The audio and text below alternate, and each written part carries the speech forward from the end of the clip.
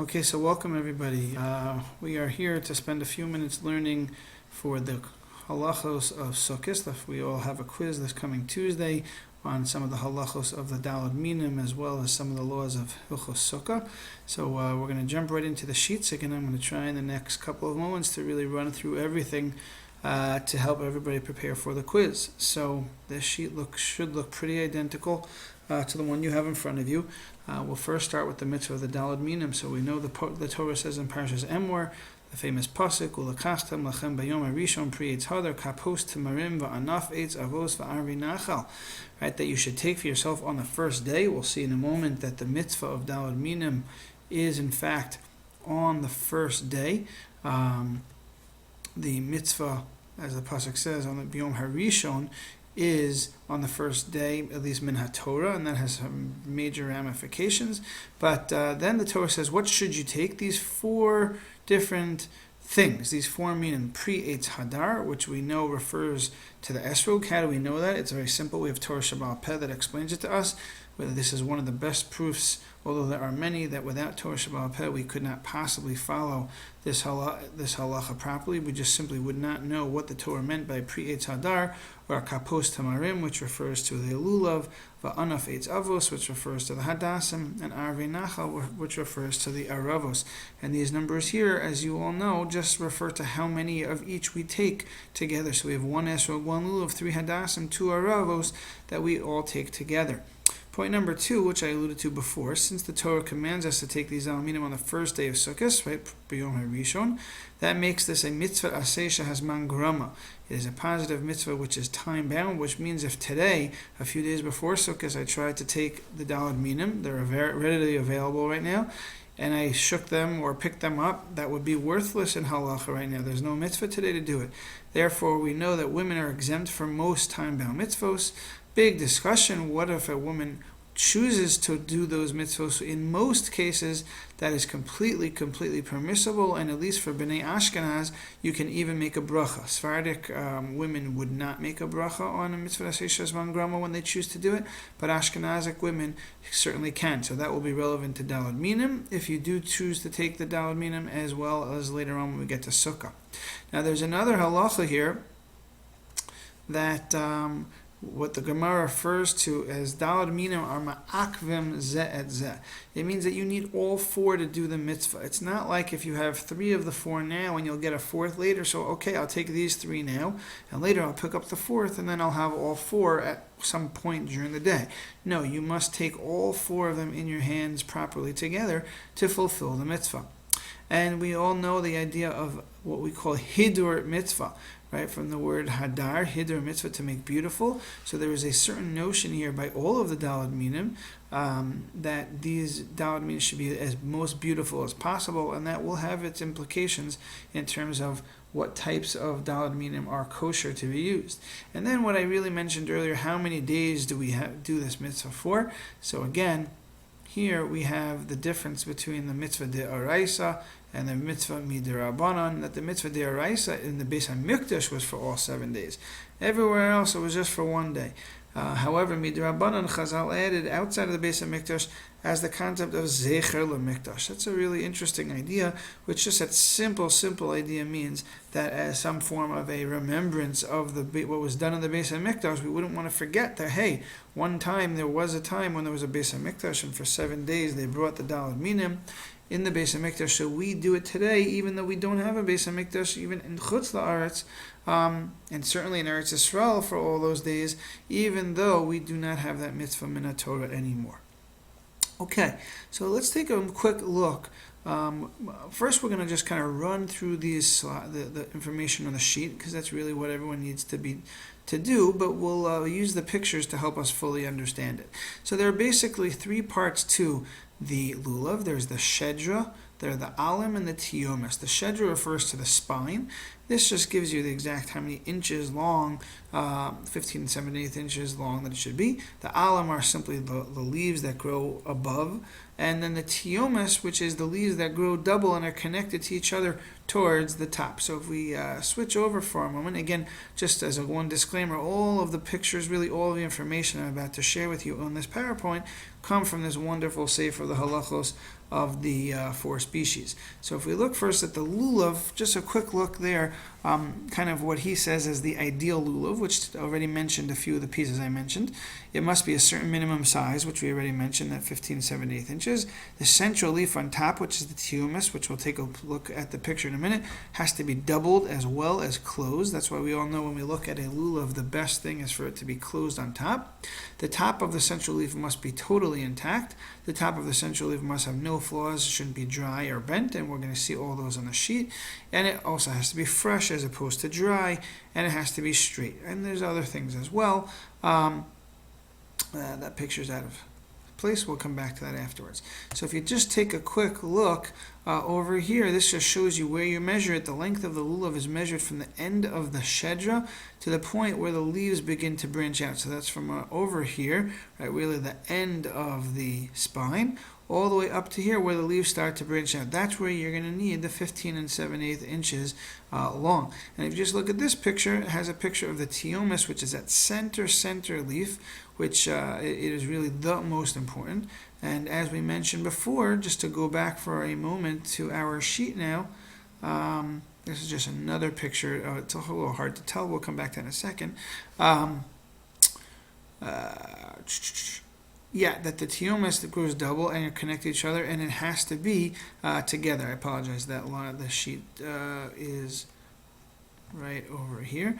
That we want that place in the tiomus to be completely intact, as it says here in number 2. So the most important thing is that this tiomus, the middle central leaf, be completely closed together. So again, you kind of have here two sides of that middle, which again, to be hiddur and to be kosher, should be all together. Again, if it's not together, how much of it makes it puzzle? So there's a lot more details to this. The goal of this quiz is just to become familiar with some of these concepts. So, and not necessarily every last detail. That would take obviously a lot more time. So that is quickly. Let's just take a run back at the sheet now. Very quickly, I mentioned a few of these in passing. What would make a lulav puzzle? So yavish, if it was too dry. Again, I have not really seen in our day one. I mean, it could if you leave it out for a long time, but it would have to be really dried out for that to be puzzle. Again, the freshest and the greener the best. Nektam rosho, if the top of the lulav, the top part of that tiomus that I showed you, if that's cut off or broken, that is a psul. That comes straight from the Mishnah in Sukkot.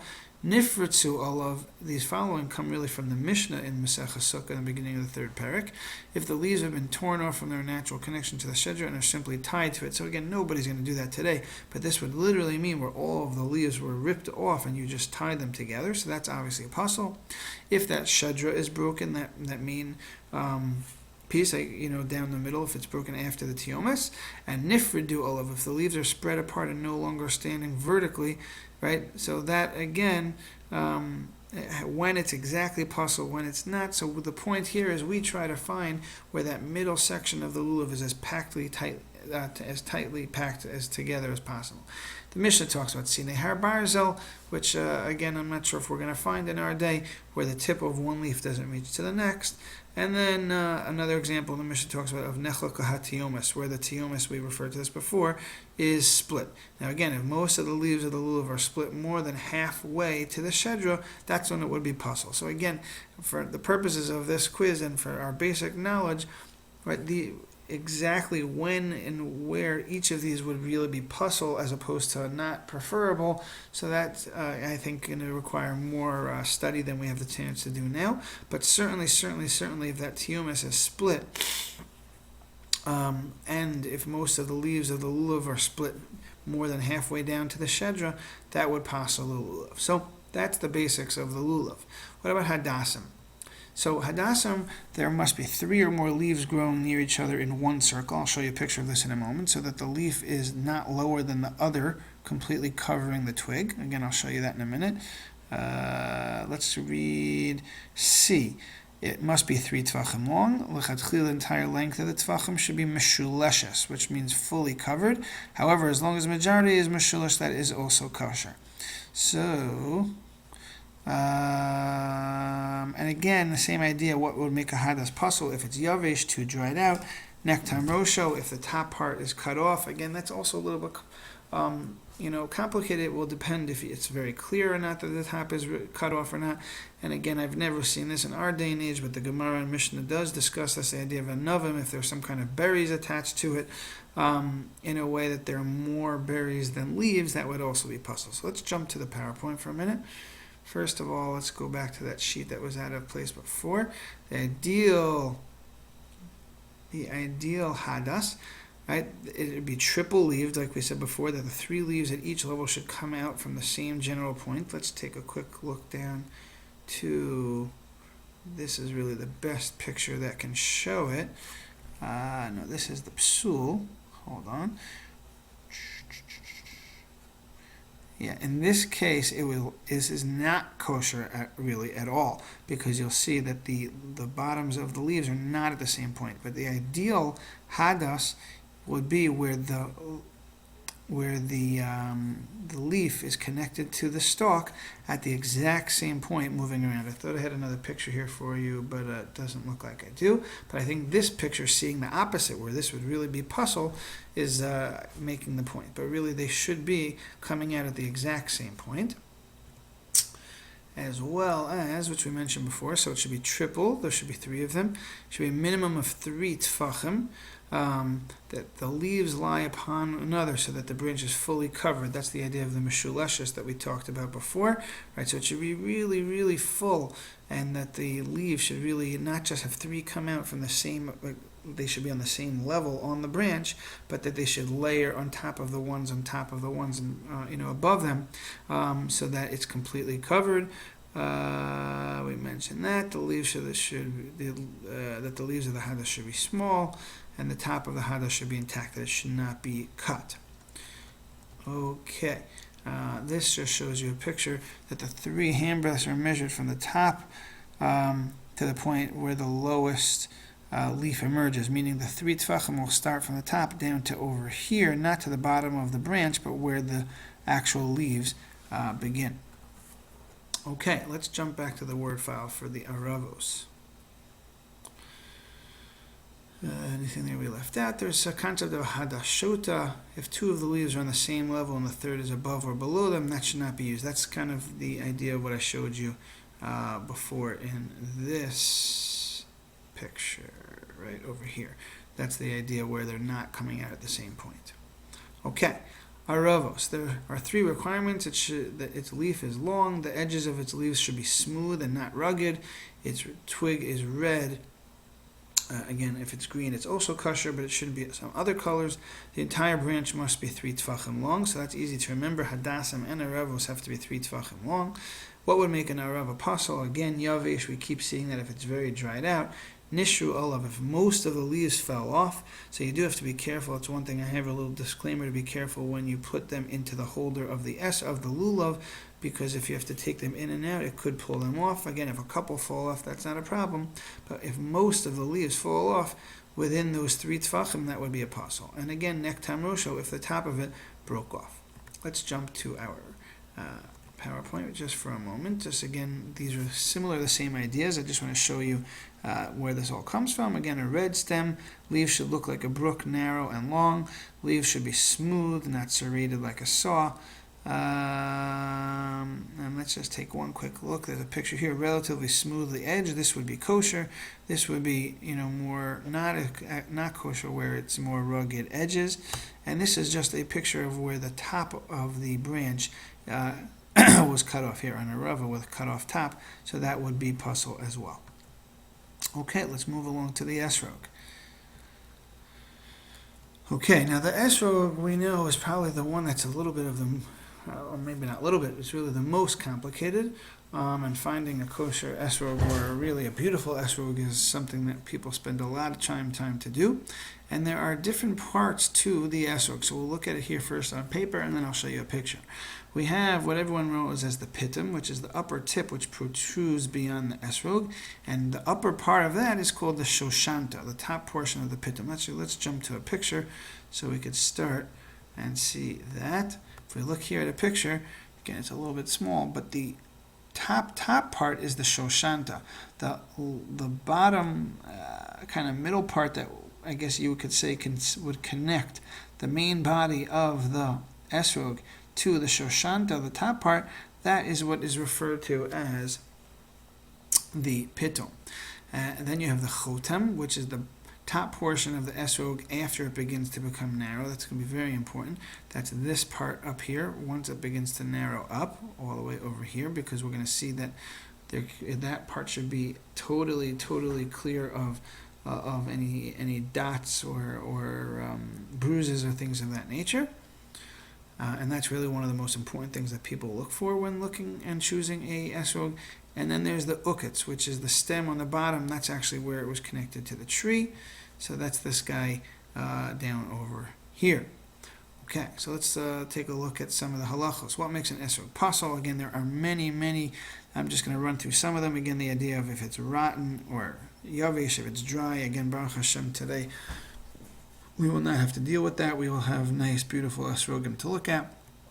There's the idea of a esrog morkav, that if it was the product of grafting with a lemon or other fruit. So there's a lot of details of halachos there. We just want to make sure that that's not the case.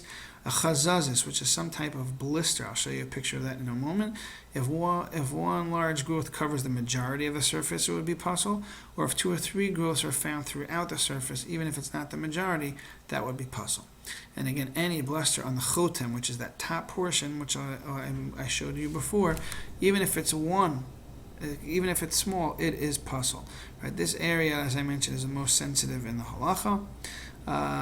Let's just take a quick look at a picture of esrog chazazis. So again, it's a little hard to see, but these are some kind of black, blistery type of blisters. I don't know what else to call them. And finally, any black or white spots on the chotem, or 2 or 3 spots throughout the lower portion of the esrog, make it pasol. If the pitum falls off, we know it's pasol. Again, if it doesn't have a pitum when it grows, then that's okay. But if it did have one and it falls off, it is pasol. And again, in general, selecting an esrog, the cleaner the better. But you really should not have any spots on the chotem, and it should have blitus, which is bumps. So if we just take a quick look back at the picture, again, when you're looking at an esrog, this top portion over here is really the part that is most important. You want that to be totally clean and not to have any black dots. And that is really it. If we take a quick look here, we'll just see a review of the points that were made on the sheet. The ideal esrog should be the tree on which it grows should not be grafted from different species. The requirements defined as hadar, which should be, no blemishes and be whole. We didn't talk about that one, but obviously if it's cut, that would be a problem, or if there was a hole in it, or what happens if you stick a needle into it. Again, there's a whole bunch of other things which we didn't cover. The certain minimum size we didn't cover, but again, today most of us will not find any problem with the proper size. It should have a good shape, right? And it should... Another one we didn't mention, there should be no halachic reason to prohibit eating the esrog. If it's, let's say, esrog shel shmita, that would be a big challenge, and that's a big topic, what you do during the year of shmita.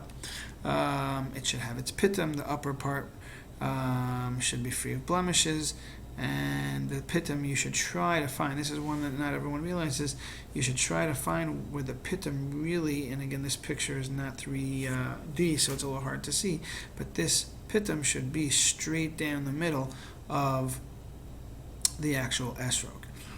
Okay, so I think what we're going to do now is just jump ahead, and we're almost done. Let's go just quickly review some of the laws of Hilchos Sukkah, and then we will be done. The Torah says, "B'Sukkos teishu shivos yamim kol ha'ezrach b'Yisrael yeshu b'Sukkos," that in the Sukkah you should sit for 7 days, and everyone should come and sit in the Sukkah. Why do we sit in the Sukkah? L'man yidu deroseichem, so that all the generations should know. Ki v'Sukkos hoshavti es b'nei Yisrael b'hotzeisi min Mitzrayim ani Hashem Elokeichem. That everyone should know that when you were in the Midbar, you sat in Sukkos. Right? That's the big machlokas in the Gemara. What Sukkos is it referring to? Is it referring to real Sukkos, like we sit in some kind of huts that Klal Yisrael lived in the Midbar, or is it referring to the Sukkos of the Anani HaKavod that was protecting us? So that's a constant machlokas which is often referred to. Again, since the Torah commands us to sit in the sukkah for only these 7 days, again, it's a mitzvah Shazman Grama, so again, women would be exempt, but again, of course, this is an easy mitzvah for women to perform, and therefore, Tavo Alehem Bracha, they should sit in the sukkah whenever possible. Again, Ashkenazic women can make a bracha. We'll see when you make a bracha in a moment. Sephardic women should not, as is their custom, not to make brachos on mitzvah saseh shazman grama. A sukkah that is built underneath a tree is possible, so we know we want it to be free of any tree or any branches. When you hang the decorations, it's important. Again, these are just some random halachos that relate to Hilchos Sukkah. There's a lot of others. It's preferable to hang them in a way that they do not come down more than 4 tefachim from the ceiling, so you want those as close up to the schach as possible, or you can have them hanging down in the corners where nobody sits. Just if it's over a place where people sit, it should not be hanging down more than 4 tefachim. All decorations that have been set aside for the purpose of this mitzvah are muksa and may not be moved on yantif, and therefore we all know that if it falls on yantif, you're not allowed to, or on Shabbos, you're not allowed to move them. And since they are set aside for a mitzvah, again, I don't know why you would ever do this, but since it's set aside for a mitzvah, you cannot decide on Chol Moed to take it and do something else with it, because it's what we call huktzah mitzvah, so it's designated for a mitzvah, and it would be like a bizayin, it would be not nice to the chavtza shel mitzvah if we were to use it for something else. Living in the sukkah, a person should eat, drink, sleep, and live in the sukkah the entire 7 days, by day, by night, just as he lives in his own house throughout the rest of the year. Of course, there's a whole conversation about who should sleep in the sukkah, or when can you, or when should you. Perhaps there are places that the custom isn't, so we'll leave that for now. But again, in the pure halacha, the men at least should be sleeping in the sukkah. You should serve the meal in the way you would normally in your home. It should be your fine dishes, silverware, glassware. It shouldn't be like you're just having a little TV dinner and not using your nice yontif or Shabbos utensils. Similarly, just as you wouldn't bring a pot or pan to your Shabbos table, at least that's what my grandmother always taught me. So similar, you shouldn't bring them out to the sukkah as well. You should serve them in nicer dishes and so on. When do you have to eat in the sukkah? For what kind of food? So there's 4 different categories, really 3. All bread products, including bread, cake, cookies, pretzels, must be eaten in the sukkah. And you would make a bracha of leishe b'sukkah, assuming you're going to have a normal portion, 3.5 ounces, it's not so much, of those things. According to most poskim, food such as meat, fish, cheese are permitted to be eaten outside of the sukkah, even if you're having a meal. So you're having tuna fish, you're having fish, you're having meat. Technically speaking, you're allowed to eat that out of a sukkah. However, many poskim suggest that you can eat these foods outside the sukkah as a snack, but you shouldn't, or preferable not, if you're having a meal. So there are some poskim who say that. The minhag ha'olam, I think in most places, is to be lenient about this.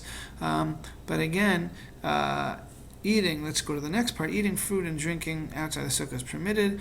Although it's not required, it's praiseworthy to do everything in the sukkah. So it's preferable, if you can, to do everything in the sukkah. Eat, drink, fruit, everything, certainly then even the cheese, the meat, and the fish. But technically speaking, this is important. Sometimes you'll be traveling, you may not always have a sukkah. So if you don't have a sukkah, then you have to avoid the bread and the bread products. But technically speaking, you can eat fish and cheese and meat outside the sukkah if you're home. So then you're eating those things. So it's preferable that you eat those in the sukkah. And similarly, if it's easy and you're close by to a sukkah, you should even eat the fruit or have a drink in the sukkah. Now, if you can have a little drink in the house, you have whatever the drink you're having. So again, I don't think you need to lose sleep over that. Although there are people who really go out of their way not to eat or drink anything outside of the sukkah.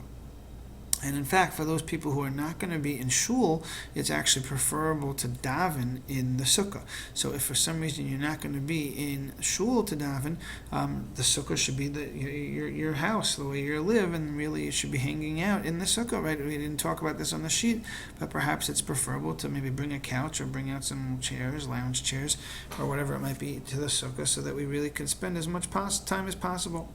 What do you do if it rains? So there's only an obligation to eat in the sukkah the first night of Sukkot. The other days, if you were to avoid eating those mazonos foods or bread, then technically you wouldn't have to go into the sukkah. For us, again, it's really the 2 days and Shabbos, because we do have to eat bread, but technically the mitzvah of eating the sukkah is only the first night, and therefore if it rains on the first night of Sukkot, you have to wait an hour or two to give the rain a chance to stop so that you can make kiddush and eat in the sukkah. If it doesn't let up, you can eat your meal inside. On all other days, if it's not the first day, you do not have to wait at all. You can just simply go in and eat inside. And what about lighting Yom Tov candles? So this is a very interesting topic. So we normally know you like to eat where you like to light the candles where you're going to eat. So some people have the custom to light in the sukkah where the candles can be enjoyed during the meal. However, not everybody does that because some people are worried they'll blow out, there's a fire hazard. Okay, so that's not a problem. So many people have the minhag then to light the candle in the house. You should just be careful to make sure you get some benefit. That's one of the main points of Hilchos Hadlakos Neiros, that you make sure you get benefit from those candles. And finally, the proper brachos during Kiddush on the first night is what we know as Yak. Actually, that's not Yak Nahaz in this scenario, but that's a full one you have for Havdalah. I apologize, that's not the way we're having it this year. That's not how it falls out this year. Right, so it's just the Yain Kiddush, and then Leishe V'Sukkah, and then Shechianu is the Kiddush that we have, the typical Kiddush on the first night of Yom Tov. And on the second night, most people reverse the Leishe V'Sukkah and the Shechianu in their order. Again, for reasons for that, we could take a look another time. So I hope this was helpful. Everyone have a wonderful Yom Tov, and good luck on Tuesday on your short halacha quiz. If you've paid attention here today, that quiz should be a piece of cake.